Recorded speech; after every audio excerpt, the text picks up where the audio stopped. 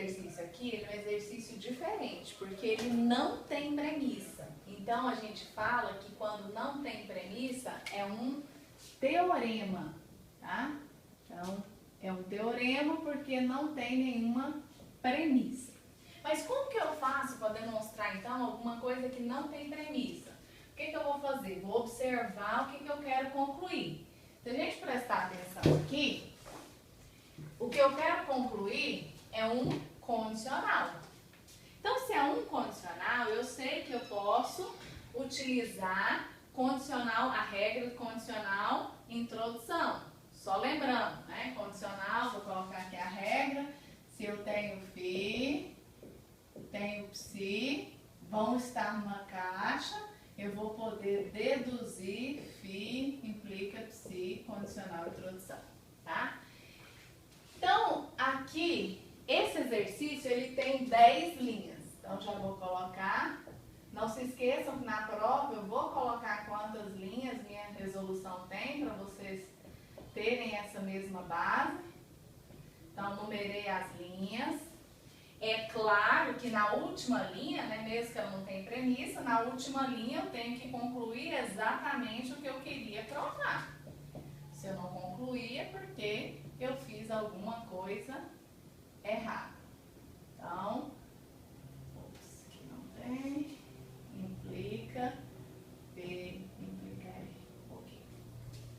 Agora, observando que isso aqui é um condicional, o que eu tenho? Eu tenho que isso aqui é meu antecedente.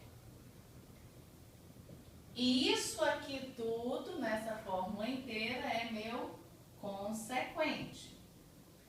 O que eu vou fazer? Uma caixa, claro, né? Uma caixa para poder utilizar a regra em a condicional introdução. Então, vou começar a caixa aqui, ela vai terminar aqui na linha 9. Então, na linha 1, sempre, né? A primeira linha da caixa, sempre eu tenho hipótese. A hipótese é o antecedente, tá? Então, antecedente é igual hipótese quando eu quero utilizar condicional introdução. Então, eu venho aqui, a minha hipótese vai ser Q implica R, porque é o antecedente. Ok. Aí, o consequente tem que estar na última linha da minha caixa. Então, isso aqui tudo, essa fórmula inteira, tem que estar na última linha da caixa. Então, vamos aqui. Faltou fechar aqui. Então, vai ser não Q implica não P, implica P, implica R. Certo. Só que aqui, se a gente observar a linha 9, novamente, o que eu tenho? Eu tenho um novo condicional. E nesse condicional, aqui eu tenho o antecedente e aqui o consequente. Então, posso abrir uma nova caixa. Nessa nova caixa, a hipótese sempre vai ser o antecedente, que é isso aqui. Então, é não Q implica não P, que é o antecedente. Então, vai ser a minha hipótese. E quem que vai ser a minha conclusão? Vai ser o consequente, que é P implica R. Aí, aqui, novamente, eu tenho condicional. Outro condicional. Então, mais uma caixa. Então, a única regra que tem para introduzir condicional é essa regra aqui. E ela sempre tem que ter caixa. Então, na primeira linha vai ter o antecedente, que é P. Então, é a hipótese. E na última linha, eu tenho o consequente, que é R. Aí, o que ficou faltando agora? Ficaram faltando apenas 3 linhas. Então, de uma demonstração de 10 linhas, eu consigo fazer apenas ficar faltando 3 linhas. Então, tá vendo? Resolvi grande parte do problema. Agora é trabalhar aqui e colocar os nomes das regras. Então, se você fizer só esse esquema na prova, você já tem metade da questão. Então, tem que focar para entender como montar o esquema de demonstração. Observando aqui, o que eu tenho, gente? Eu tenho P como hipótese. Se eu olhar P, o P não é equivalente ao não P? Tem que ser, porque existe uma regra que é a negação, introdução, e eu estou usando na linha 3. Vou colocar a regra aqui. Vou colocar as regras aqui para vocês lembrarem.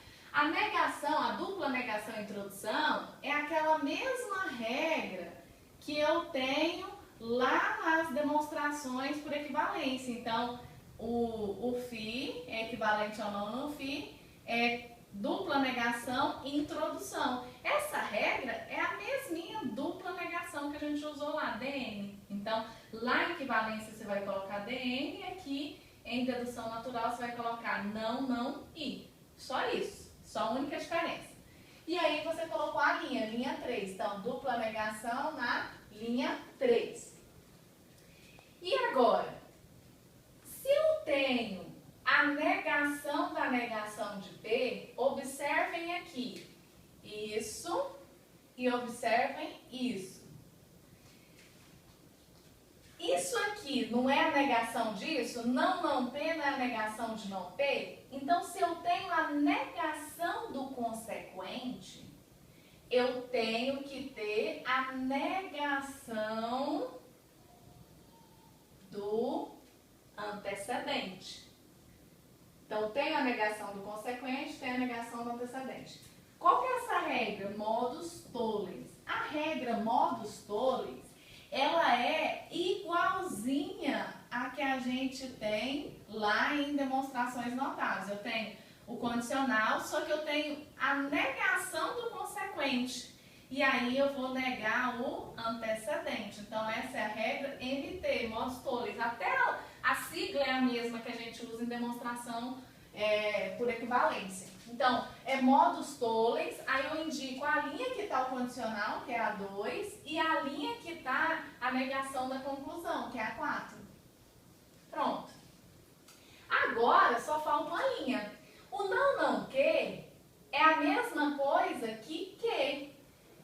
Eu usei a dupla negação para tirar, então aqui foi dupla negação, introdução, mas eu posso ter exatamente o contrário.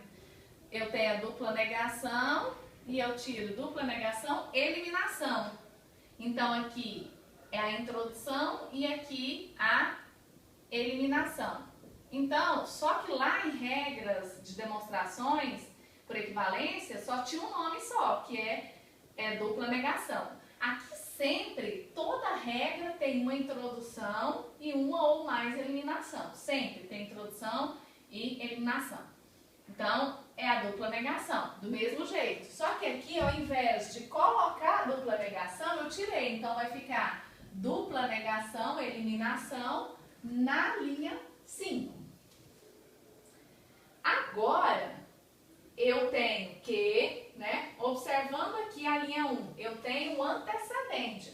Se eu tenho o antecedente, eu posso afirmar o consequente, que é R. Então, qual que é a regra que eu usei aqui? Eu tenho que implica R e tenho o que. Se a gente viesse aqui, gente, e substituísse, eu não coloquei a regra... vou colocar agora. Então, aqui eu coloquei modus tollens, agora eu vou colocar modus ponens, né? Então, essa aqui é a regra condicional, e aí eu tenho o antecedente. Eu vou poder afirmar o consequente. Então, essa regra é condicional, introdução, eliminação, condicional, eliminação, e a mesma regra modus ponens, tá? O que eu tenho? Toda vez que você quiser utilizar regra, você pode usar na prova, que eu vou colocar lá todas as tabelas, você pode brincar e substituir a regra. O que eu tenho lá? Eu tenho que implica R, não é isso? E eu tenho também que. eu vou concluir aqui? R. Então, essa é a regra modus ponens. Voltando aqui, então, concluir R. Qual que é a regra? Condicional, eliminação, que é o mesmo modus ponens. Aí, fala a linha do condicional, que é 1. E a linha que está o antecedente, que é 6. Pronto, agora é só colocar o nome das regras. Aqui, nessa regra aqui, foi a regra condicional introdução, né? Que eu introduzi aqui através da caixa. E tem que colocar o intervalo da caixa, que é da linha 3 até a linha 7. Agora, aqui embaixo, também a mesma regra, condicional introdução, só que é da linha 2 até a linha 8. Então, 2 até 8. E por último, aqui é condicional introdução da linha 1 até a 9. Só isso. Então, pronto. A demonstração é essa aqui.